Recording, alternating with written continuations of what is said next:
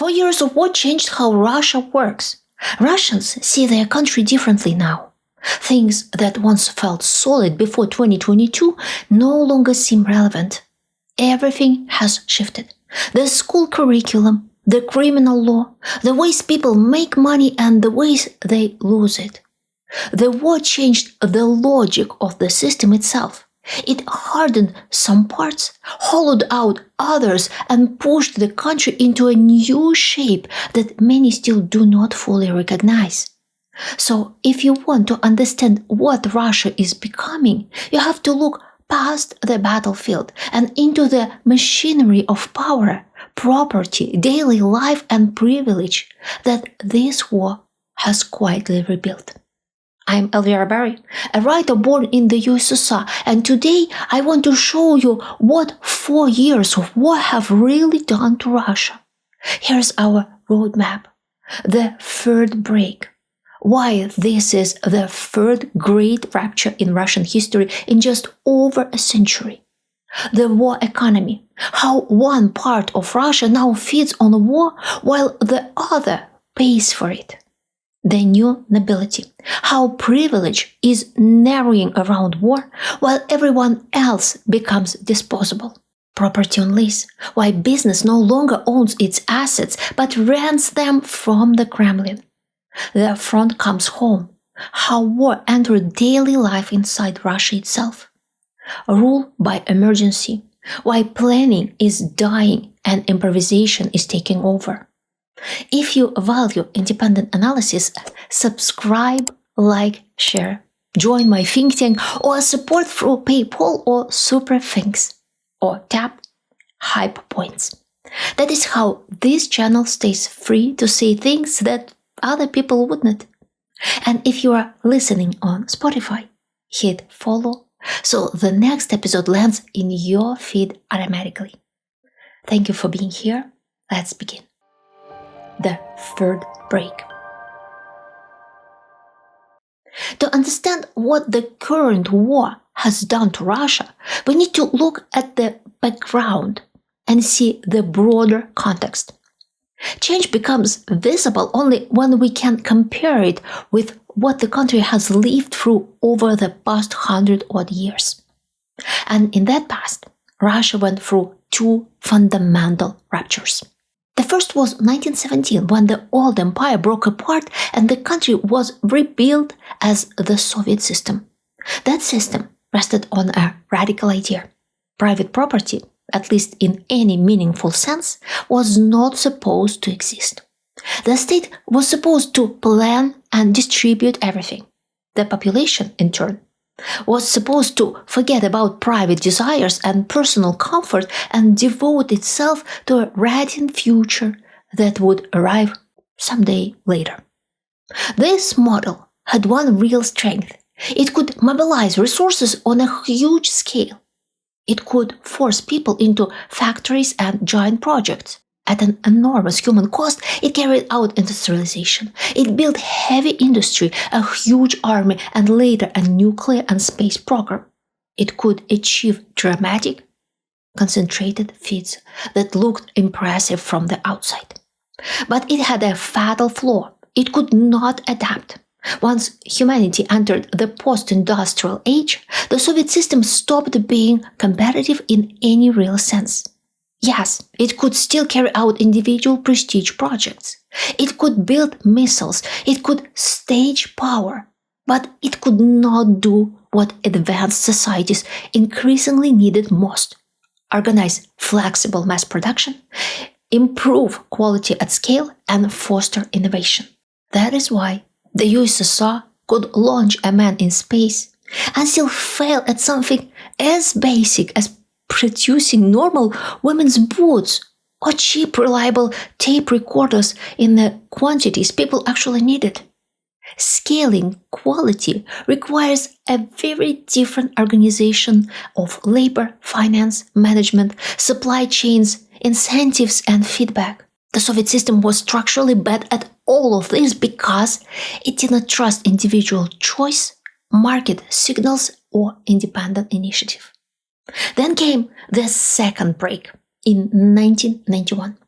The Soviet system collapsed, and Russia tried awkwardly and greedily to become something else, a post-Soviet capitalist state, half normal and half criminal, but still recognizably part of the modern world. But the old elites did not really live. They simply gave themselves permission to become rich. They allowed themselves private property, offshore money, luxury consumption, and dynastic wealth. But they never eased their grip on power, never allowed an honest competition or real democracy, fearing that some outsider would defeat them. This model was also deeply flawed. It remained corrupt, clumsy, and predatory. But for a while, it worked well enough because the system had one giant cushion: oil and gas rents.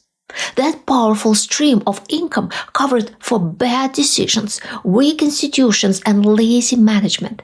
As long as enough money poured in, the machine could keep moving. People in big cities got used to mortgages, cafes, online shopping, imported goods, cheap delivery, and the feeling that, however rotten politics were, life itself was becoming more comfortable. That was the deal. Now, the Putin's war is producing a third break, and it is changing Russia's operating system. Why did this happen? Because a permanent ruler must constantly renew his legitimacy, his claimed right to remain in power forever. In dictatorships, that legitimacy usually comes from one of two sources.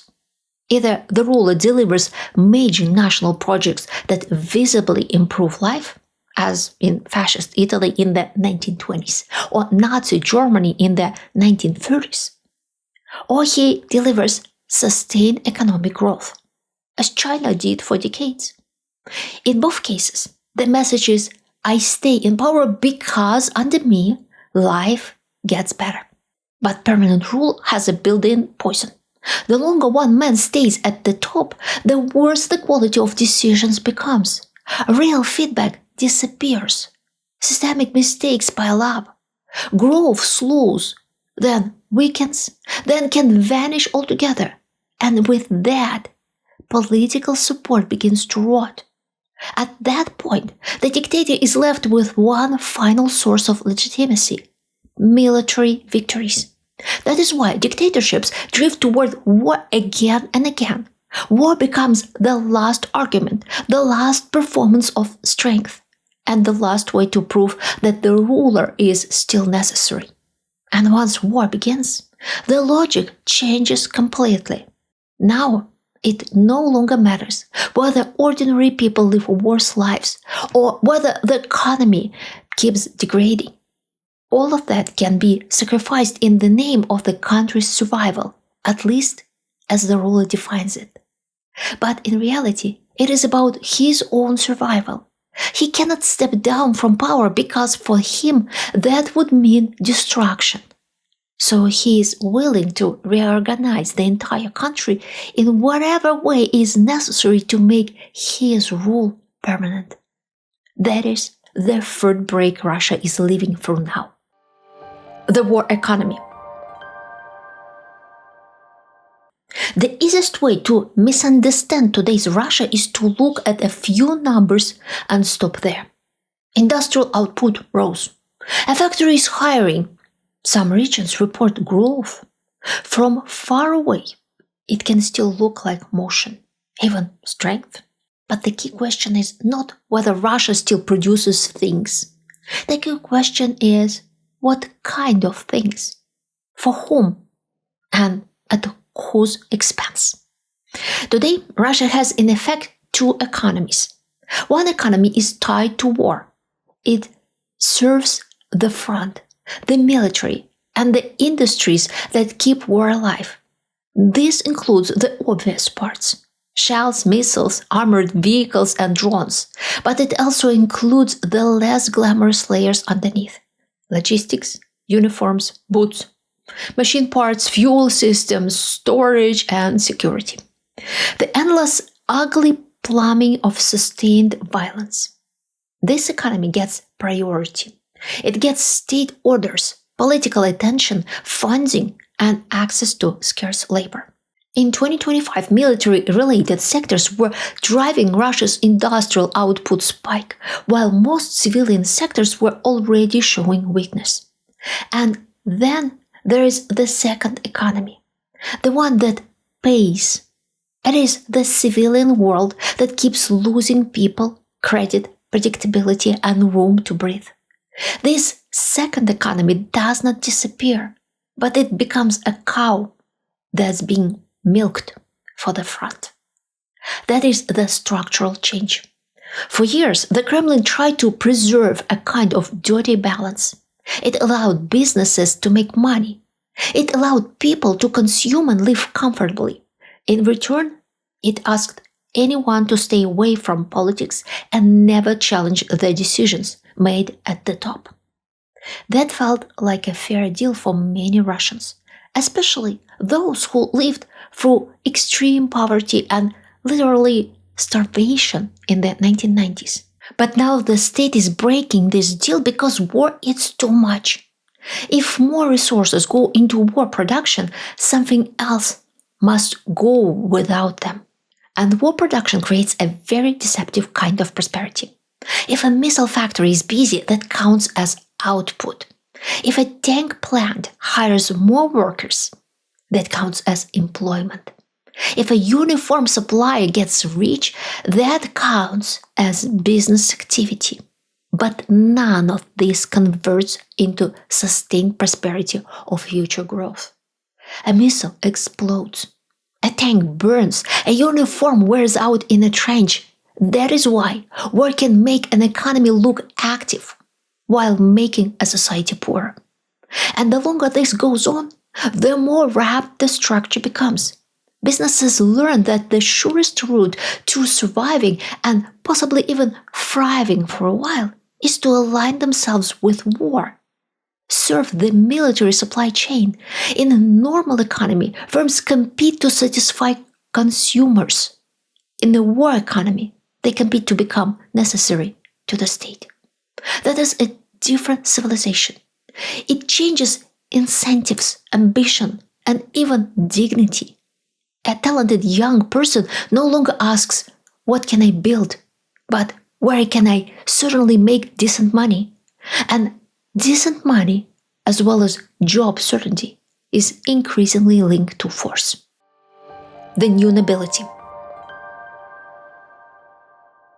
When authoritarian systems run into trouble, they make no attempt to share pain fairly.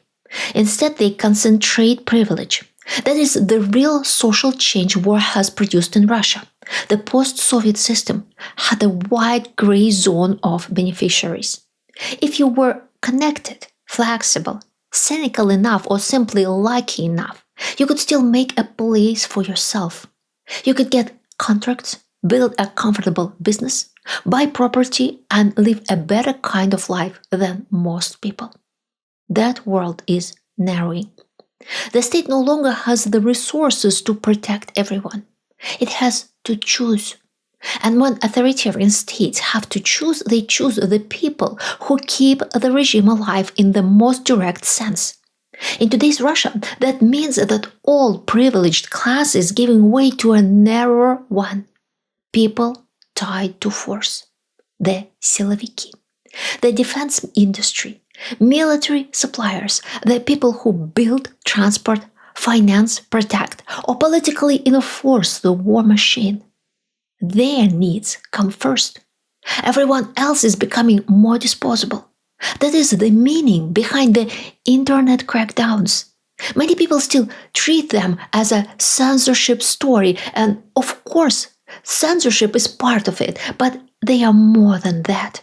In March, Russia started a great crackdown on the internet, with repeated mobile internet blocks, pressure on Telegram and WhatsApp, and a wider attack on VPNs. This caused serious disruption, even hitting a domestic payment system after VPN blocking triggered technical problems. That matters because it shows how the state now thinks. If internet shut down, hurt small businesses, that is acceptable. If blocked platforms make life harder for ordinary customers, that is acceptable. If payments fail, if online shops lose sales, if delivery services choke, if teachers, doctors, and freelance workers lose the tools they need to function, all of that is acceptable. Why? Because those people are no longer the social core the regime is trying to please. The regime is now protecting a narrow class, the people whose loyalty and usefulness are tied directly to force. That is the new nobility. The rest of society is still taxed, watched, mobilized, propagandized, and occasionally praised. But the system no longer pretends their well-being is a serious priority. The Kremlin is doing that because authoritarianism always needs a class that stands to lose everything if the system changes. Once that class exists, it will fight hard to preserve the order that feeds it. This is how such regimes survive, by making a smaller number of people depend so completely on the system that they will defend it against everyone else. Property on lease. After the collapse of the USSR, many in the West believed that once private property and wealthy people with serious resources appeared, the country would gradually become a democracy on its own. The logic seemed simple. Great wealth requires secure property rights, honest courts, the rule of law, and personal safety. And yes, big business did emerge. This was when the world met the crazy rich Russians, the oligarchs. So it came as a major surprise to many that they could not stop the war or even meaningfully influence its course. Putin never really believed that big business in Russia had property rights that the state must protect. His instincts were formed in a different world. In that world, if a fortune was made in Russia, it was only made because the state allowed it. The state is a real owner who can reclaim that fortune whenever it wants. That is the key to understanding Russian property today. The Kremlin believes it owns everything in Russia. It owns all those companies that formerly belonged to private owners. And those formal owners are nothing but tenants. The Kremlin rents out the plants and factories to them as long as it sees fit. And in wartime, it raises the rent. Companies are expected to contribute to the war, directly or indirectly. In many regions, businesses are pressured to donate through official or semi-official patriotic funds. Why is the state doing it? Partly because it needs the money, but partly because Putin wants something else too. He wants to see that the war is not just his personal obsession. He wants it ritually affirmed as a national cause, one in which everyone must partake. Once you donate to a military cause, you are no longer just a private person who avoids politics.